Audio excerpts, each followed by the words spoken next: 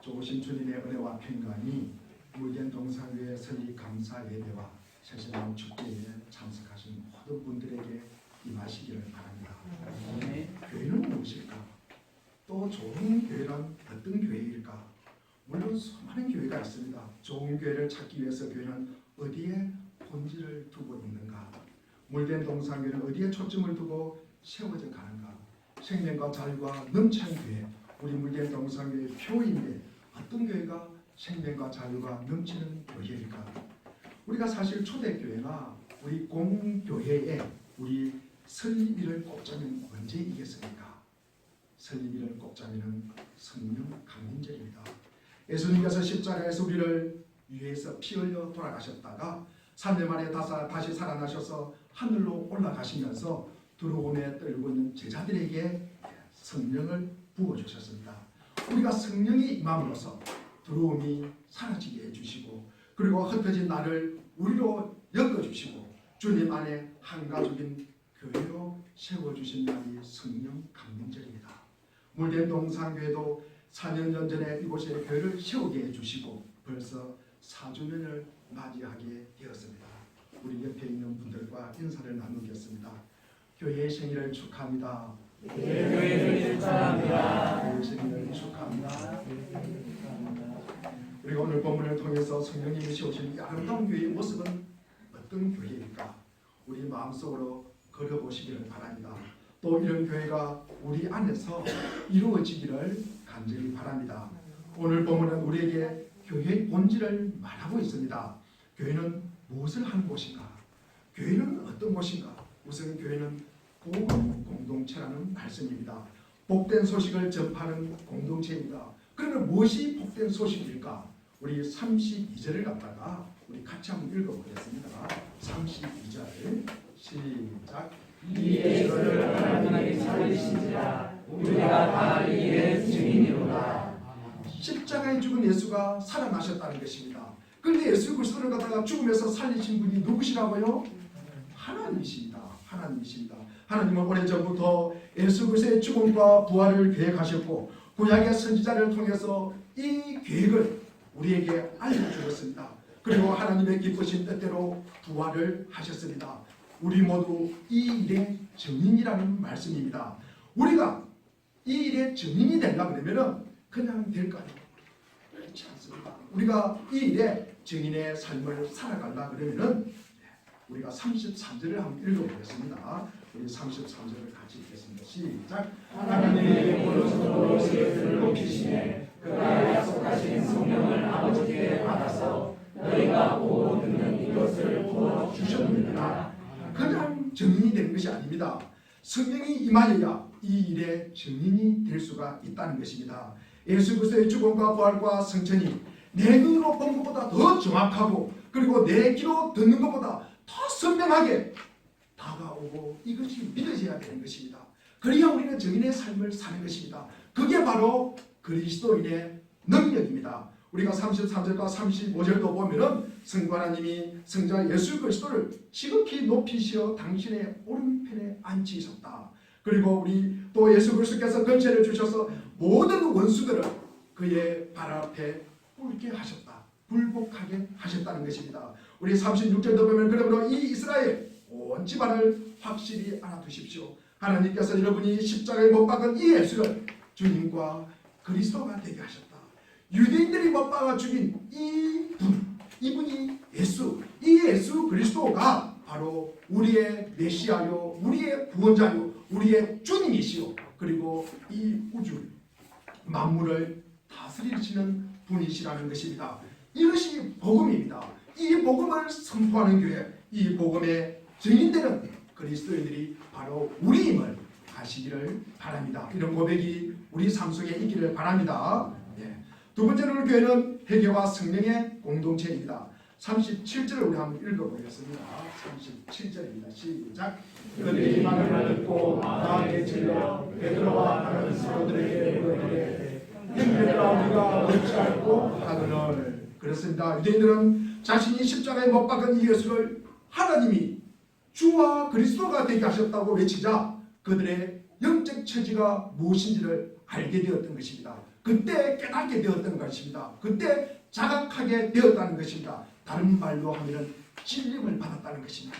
하나님의 말씀이 우리 안에 들어올 때, 근데 그것도 제대로 들어올 때 우리가 어떤 반응이 나타날까? 우리가 어찌할꼬 이런 고백이 우리에게 나오게 되는 것입니다. 이런 말씀이 우리가 길가에 그렇게 그냥 뿌려진 씨앗처럼 무심결에 바람에 날려가는 것이 아니라, 그리고 돌밭에 뿌려진 씨앗이나 가시밭에 뿌려진 씨앗처럼 그냥 싹이 났다가 말라버리는 것이 아니라, 우리가 바라기는 우리 안에 말씀이 제대로 들어와서 어찌할꼬 주님 어찌하면 좋겠습니까? 라고 하는 고백이 우리의 고백이 되기를 바랍니다. 교회는 이런 고백이 있는 곳이라는 것입니다.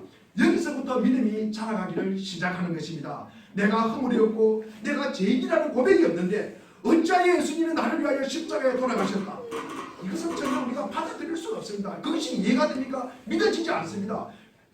그렇습니다. 그래서 이런 사실은 우리에게 전혀 그분의 죽음은 나와 전혀 무관한 사건이 되는 것입니다. 그래서 성령이 임함으로써 내 허물과 내 죄로 인하여 주님께서 그분이 죽었다는 것이 내게 가장 깊이 다가오고, 내게 마음속 깊이 다가오고, 그 마음속 깊은 곳에서 회개가 어찌할꼬 이런 고백이 우리의 고백이 되기를 바랍니다. 그래야 이 하나밖에 없는 외아들을 우리에게 보내주신 이 하나님의 사랑을 깨닫게 되고, 예수님의 죽음으로 우리의 죄값을 치르게 하시고 내가 죄 용서함을 받았구나, 그리고 그로 피로 인하여 내가 정결하게 되었구나, 그로 말미암아 내가 하나님의 자녀가 되었고 하나님 나라에 대한 소망을 가지게 되었고, 그리고 영생의 삶을 바라보게 되었고, 그리고 내가 구원받은 백성으로 이 땅에서 하나님 나라에 미리 맛보는 은혜를 갖다가 입었구나. 그래서 하나님의 자유된 기쁨과 즐거움을 간직하며 그리스도의 마음으로 다른 사람을 나보다 높게 여기고 겸손하고 정직하게 이웃을 섬기는 그리스도인의 삶을 살아가게 되는 것입니다. 그래서 회개는 잘못을 고백하고 그 잘못을 다시 저지르지 않기를 노력하는 공동체입니다. 성령님이 세우신 이 공동체는 회개에 눈물이 있습니다. 내가 지금까지 이 사실을 몰랐다는 게 허물이고 죄입니다. 이 사실이 무엇입니까? 예수님이 나를 위하여 십자가에 돌아가셨다는 사실입니다.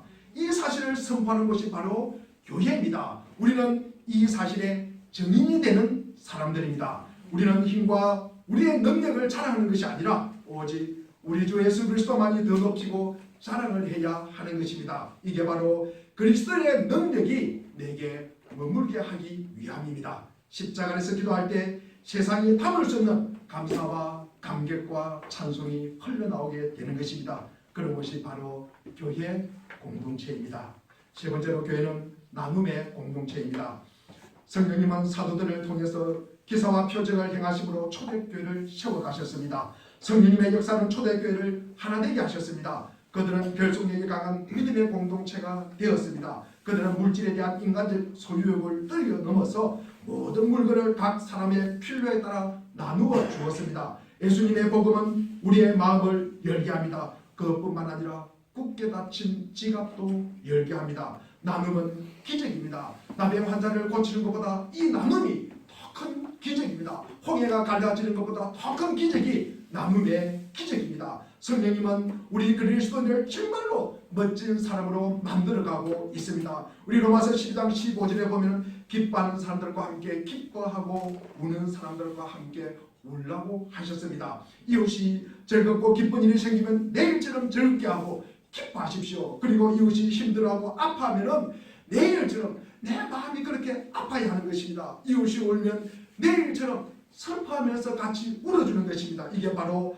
복음 전파의 강력한 무기입니다. 이사야서 58장 6절 7절을 보면 내가 기뻐하는 금식은 부당한 결박을 풀어주고 멍에의 줄을 끊어주는 것, 그리고 압제받은 사람들을 놓아주는 것, 모든 멍에를 꺾어버리는 것, 바로 이런 것들이 아니냐. 7절입니다. 또한 굶주린 사람에게 너의 먹을거리를 나누어 주는 것, 떠도는 불쌍한 사람들의 집으로 맞아들이는 것, 그리고 헐벗은 사람을 보았을 때 그에게 옷을 입혀주는 것, 너의 골육을 피하여 숨지 않는 것이 아니겠느냐. 나눌 줄 아는 사람, 성령의 역사는 지나친 물욕과 탐욕에서 벗어나게 만듭니다. 우리가 금식을 해서라도 이런 아름다운 모습을 우리는 닮아가야 하는 것입니다. 이런 게 바로 교회 공동체의 모습입니다. 우리 안에도 이런 기적의 역사가 일어나는 교회가 되기를 바랍니다. 교회는 하나님이 자기 피로 사신 교회를 보살핀다고 말씀하셨습니다. 지금까지 주님의 은혜로 우리 물된 동산교회가 4년 동안 있게 해주시고 이곳에서 시간마다 복음의 말씀을 전하게 해주시고 시간마다 주님의 말씀과 찬양이 끊이지 않게 해주셔서 너무나 감사를 드립니다.